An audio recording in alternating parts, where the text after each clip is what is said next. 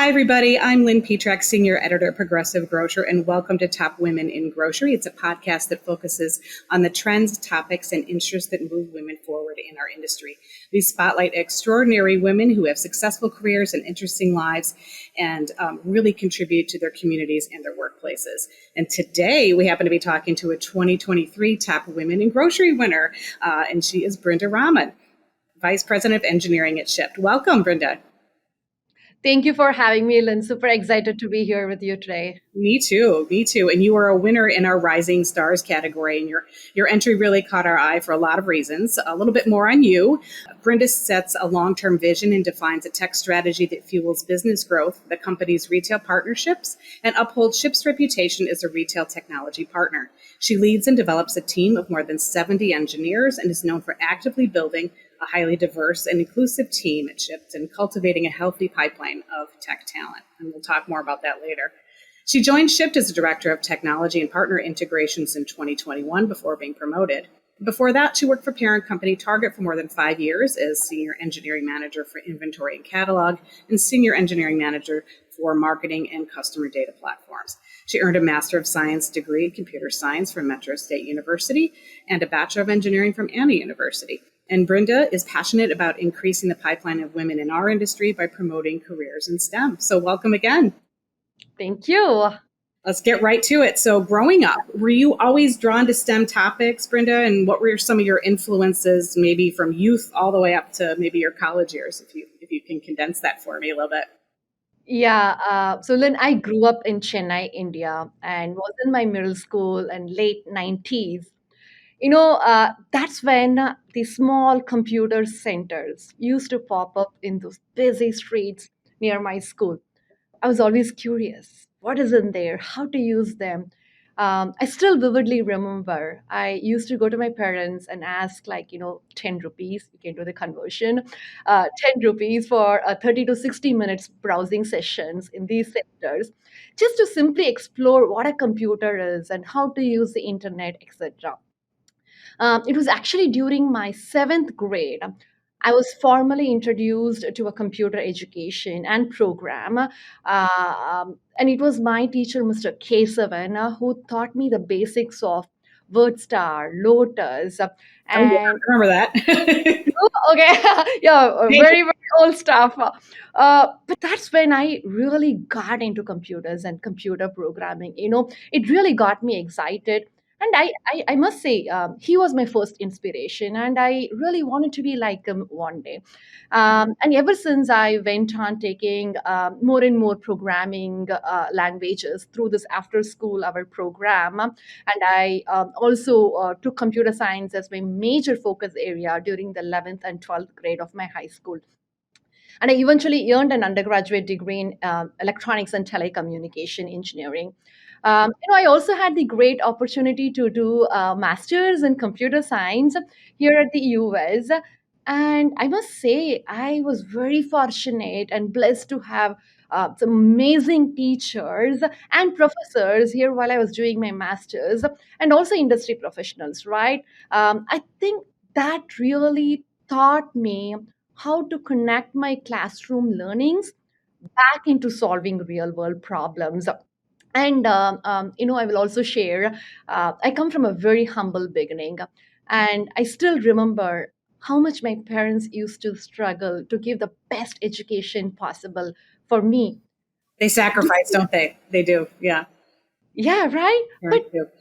But despite all their struggles, they were so supportive of my aspirations and what I would call as my big dreams in this tech industry and earning a tech education. And neither of my parents had a college degree. So to me, it was always a dream to earn a degree and a career in tech and make them proud one day, right?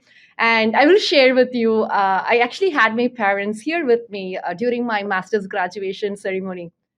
It was my dream moment. It was my dream moment for very many years. And when it really happened, that was surreal for me. Oh, I bet. And I bet, little you, back when you were looking and wondering what that was all going on, what would you make of where you are now, where you were at graduation? How remarkable that trajectory has been.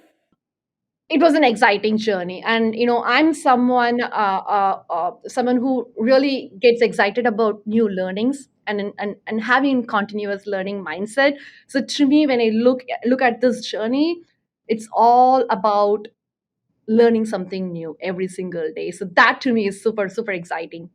Well, and certainly things certainly don't stay static in your industry. Things are, you're always learning, I would imagine, right? Your pace of learning is probably, even faster than a lot of us, I would imagine, right?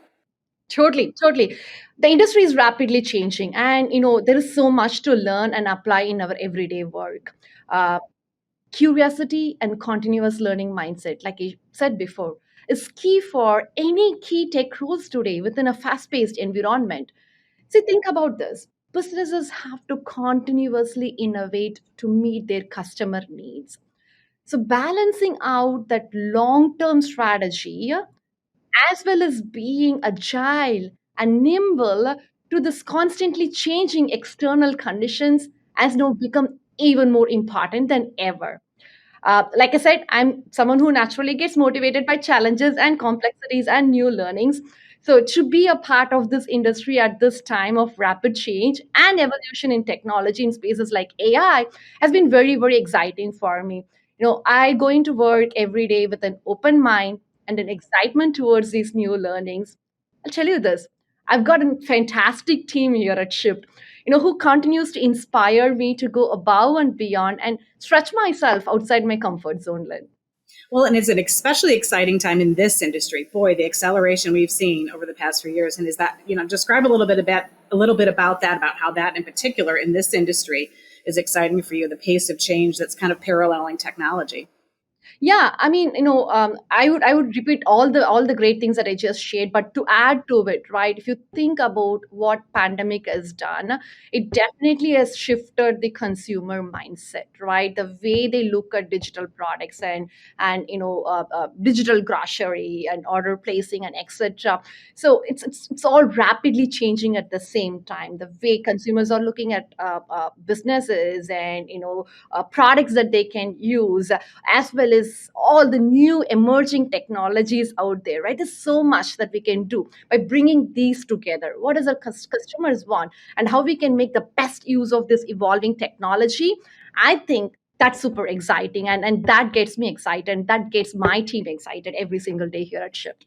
Oh, I'm sure. And, you talk about doing those things. And what are some examples of ways that you've helped to modernize Ship's tech stack for the future? Kind of getting into the Sure, details of it. Yeah. sure. Here at Shift, it's our members, gig workers, and retail partners at the center of everything we do. So, in order to best serve them and also meet with a future business scale, we were on a journey to modernize our tech systems from a monolithic architecture to a highly distributed and scalable microservices architecture. In January of 2022, we revamped this modernization initiative. And you know what? This May of 2023, our teams have completed all the work that were needed to achieve this huge milestone.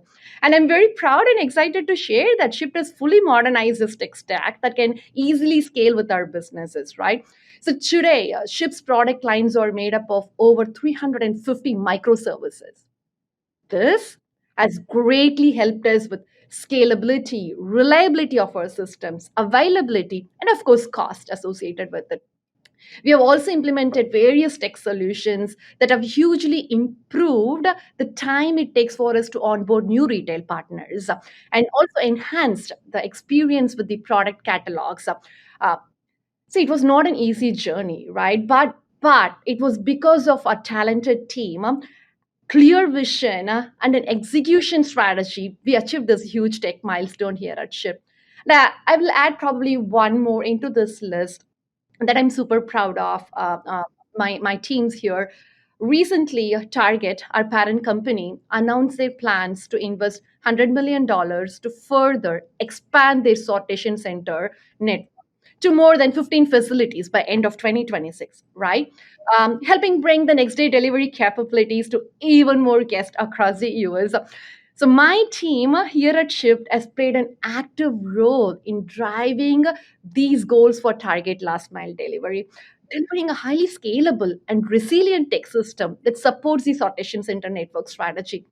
See, I would say it was all possible by collaborating closely with Target and across various internal teams here at Shipt. We were able to really lock in an aligned vision that's going to help achieve a lot of these huge goals and milestones we have in front of us. I also had the great opportunity to spearhead expansion plans that scaled integrations from just one sortation center to today's 10 sortation center across the US. I would say these are few examples of where myself and my team were focused on in the past few years. Well, it sounds like you've certainly added to accomplishments from the time you sent your submission for Top Women in Grocery to now, for sure. And I'm sure if I ask you 3 months from now, there'll be something different. But there's something to be said. The research we've seen is that there's a lot of potential for growth still for mass merchants in particular in this space. So I think it's a really dynamic time in the industry to be doing on this. And there's not a lot of resting on your laurels, Brenda. There's a lot of more work to be done. That's for sure. Totally agree. Totally agree. Sky is the limit. Yeah, that's right. That's right. It might just be, with overhead. You never know. And what are some things, in your opinion, that make the Shipt model unique in the industry? You touched on that a little bit, but what are some other things if you want to amplify on that a little bit? I love that question, Lynn. And this is one reason why I really love working for Shipt as well, right? See, we are a retail tech company. And when you think about the tech industry, it's usually more tactical, right? And while we are definitely tactical in many ways here at Shipt, we encourage all team members to think critically. The reality is the businesses need something from us all the time, right? But how we deliver on that is through the lens of collaboration, innovation, and creative thinking. So today, my team is working with some of the biggest retailers in the business and in the US, right?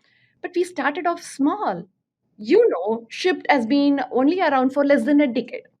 But within this short span of time, we have launched various product lines that provides flexibility and caters to the needs of our members and, of course, our retail partners, right? So I firmly believe it's because of the community and the culture fostered here that encourages creativity and innovation that we have been able to modernize the tech stack and scale tremendously to meet all the business goals. We have launched various features for an enhanced shopper driver member experiences as well. Um, and here's what I would say: people are at the heart of everything we do at Shipt, and that mentality is part of our DNA.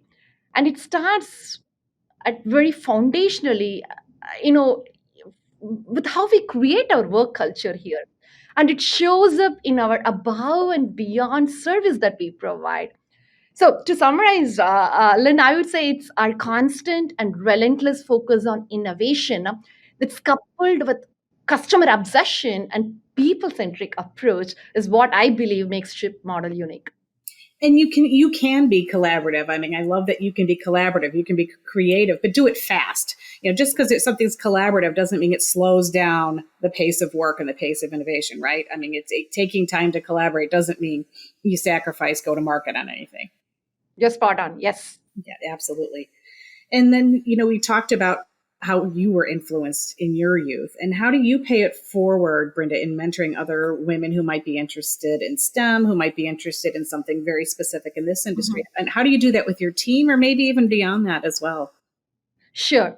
I played an active role in various women in tech initiatives, both during my time at Target and also with my current role here at Shipt.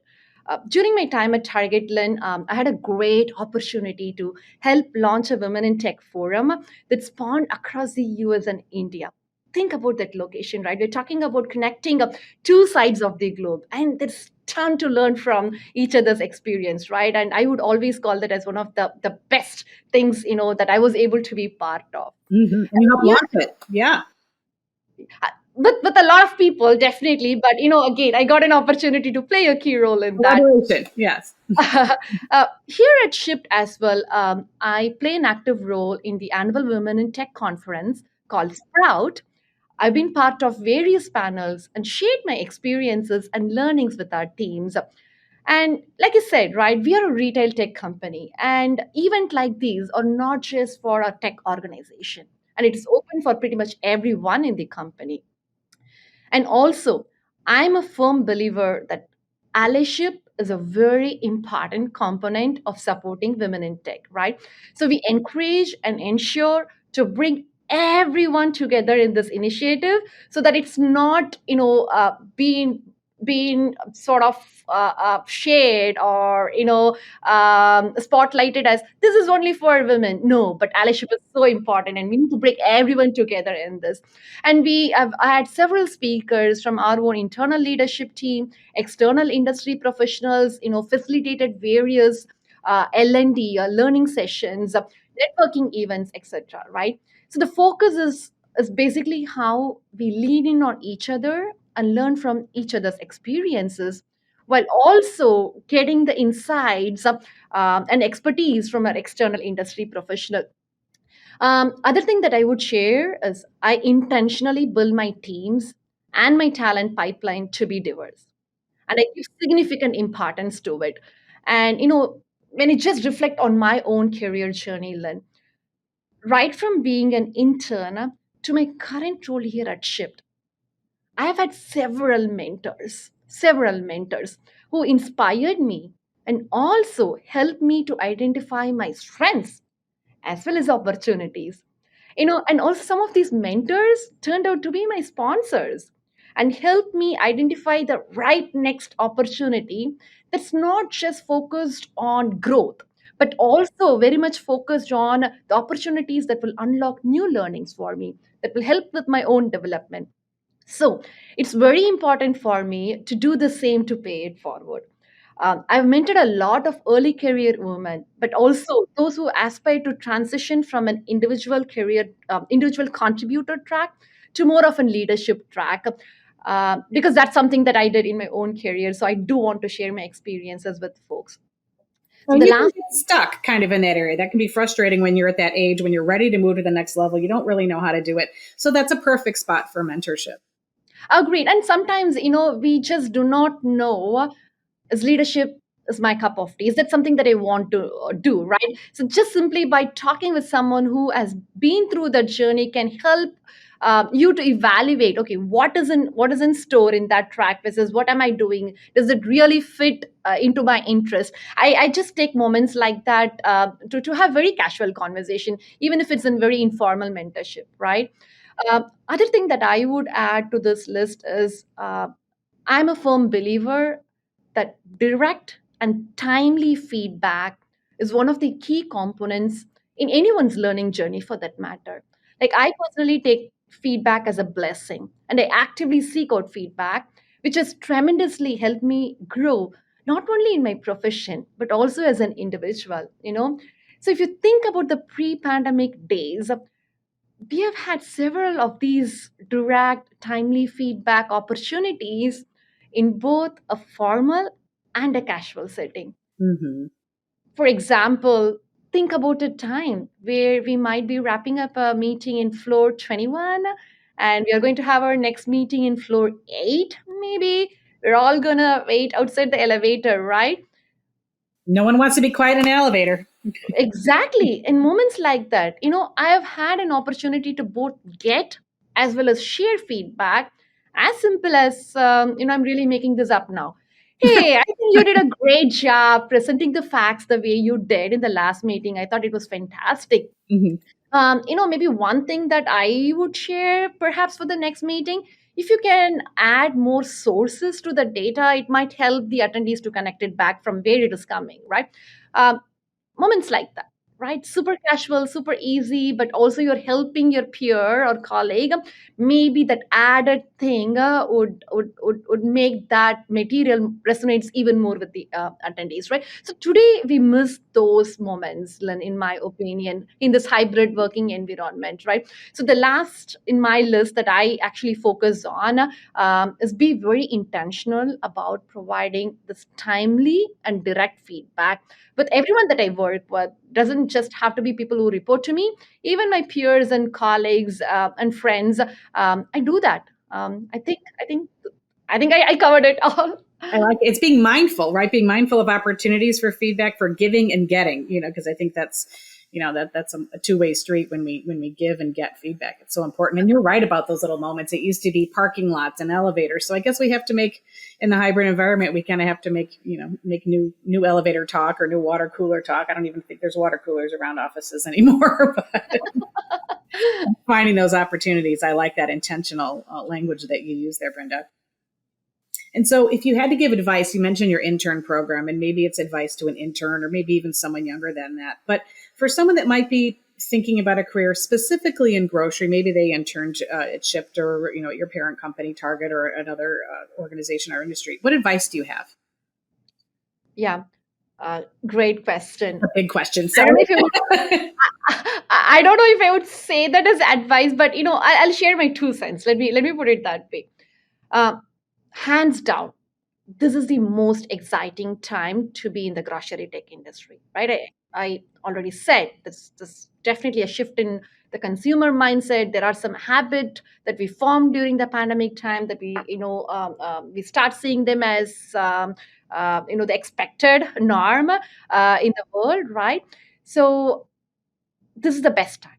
And also, there's a rapid change and evolution in technology, and all of this to me means a ton of opportunities to explore and try. So, the first thing that I would share is be curious and have a continuous learning mindset. One thing that I do in my day to day, and as well as a way to encourage my teams to have a curious mindset, is to always ask the question, why?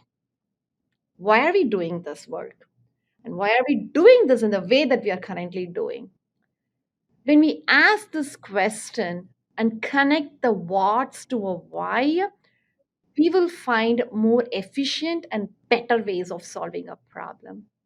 You know what? Funny thing, sometimes by asking this why question, we might even find the problem that we are talking about is not even a problem. And I have personally had instances where we have gone into that stage, right? We used to ask this question a lot when we were kids, didn't we? Why is the sky blue? Why is this? Why is that? Always to our parents, to our friends. But for Always some curious. reason, Yes. but for some reason, as we grow up, we tend to minimize, right? We try to see that as a limitation. But in my mind, it is a strength. It is a strength to be able to ask the right whys at the right time. It's very powerful. So that's the first thing, my 2 cents. The second thing that I would share is don't be afraid to try something new. There is no such thing called perfect. And don't You hold don't it. Right. you don't have to be perfect to try something that you have never done before. Feeling uncomfortable is not a bad thing at all. It is a sign that we are pushing ourselves outside of our comfort zone. And in my opinion, it's the most important thing for our learning and development. So I would say embrace all opportunities. There will always be some learning and experiences from it, right? Good, best, worst, bad, who cares? It's an experience, the end of the day, right? And that's what you should focus on. I have several examples from my own career where embracing a change has led me to most of my learning and development, and with it came growth. To be specific, I would say I started my career on the data side of the world. I transitioned into product engineering, aka application engineering space, a little later in my career. Then I will admit it was very uncomfortable for me. There were moments I had imposter syndrome and doubted myself. That's very common, imposter syndrome. Yep. Right? I doubted myself. Am I even adding any value in this forum? Am I adding value in this meeting? What am I doing in this project? Like instances like that, right? But I'll tell you, it really was those moments that shaped me, that taught me the most. So now when I reflect on my journey, I'm so glad I did the pivots that I did, and I had those opportunities to do those pivots. And I'll tell you, I will not hesitate to embrace new change in the future as well. It was that experience that has taught me and gave me this courage. You know what? I'm not scared of changes anymore, but I'm excited about newness and excited about changes in the future. So that's what I would share and wrap with that. And that's so inspiring because maybe you didn't set out to be in this industry, and here you are changing this industry for the better and doing it. If you hadn't said that to yourself, you might not be in this industry. You might be in one of those other positions. So that's absolutely a great point. And so do you kind of carry that through, Brenda, too, in your personal life and your activities outside of work as well, just for a more well-rounded life too? Do your philosophies carry over too? Yes, absolutely. Outside of work, let me share a little bit about the personal side of me. I'm an extrovert, and I'm sure you would have No. figured it out. I love meeting new people and learning from their experiences. Again, an extension of that continuous learning mindset, right? Mhm. It has usually helped me both in my personal life and in profession. I've made a lot of connections and networks who came in handy, in times of needs for me. And I also have an almost 14-year-old daughter Oh. uh, who is into music Mhm. and tech. Mhm. Perfect combination, right? There you Music go. and technology. And I love spending time with her and supporting her aspirations for music and tech. She inspires me in a lot of ways, and her music helps to be a stress buster for me. And you know what, Len, I will say, I, my mom was a big role model for me, and she was the person who influenced me to be who I am today.